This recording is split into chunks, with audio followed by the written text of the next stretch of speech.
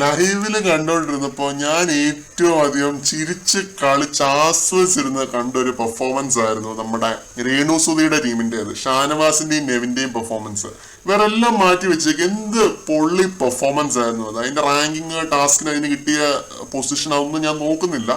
കിഡിലൻ ഒരു പെർഫോമൻസ് ആയിരുന്നു. വീണ്ടും ആ ഒരു റെക്കോർഡിംഗ് എടുത്ത് കണ്ടു നോക്കിയപ്പോഴാണ് ചിരിപ്പിക്കാൻ വേണ്ടി തന്നെയുള്ള കിഡിലൻ കൊറിയോഗ്രഫി.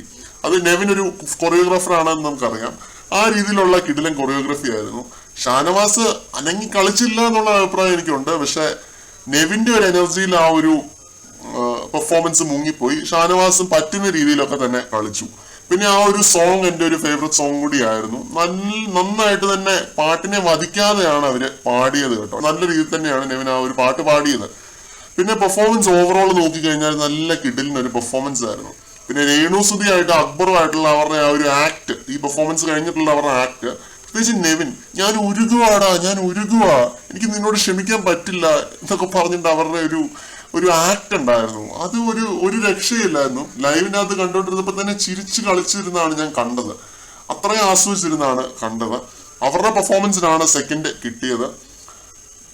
ഫസ്റ്റ് കിട്ടണം എന്നുള്ളൊരു അഭിപ്രായമൊന്നുമില്ല. അത്യാവശ്യം നല്ല രീതിയിലുള്ള പെർഫോമൻസ് തന്നെ ആയിരുന്നതുകൊണ്ട് തന്നെയാണ് സെക്കൻഡ് അവർക്ക് ലഭിച്ചത്.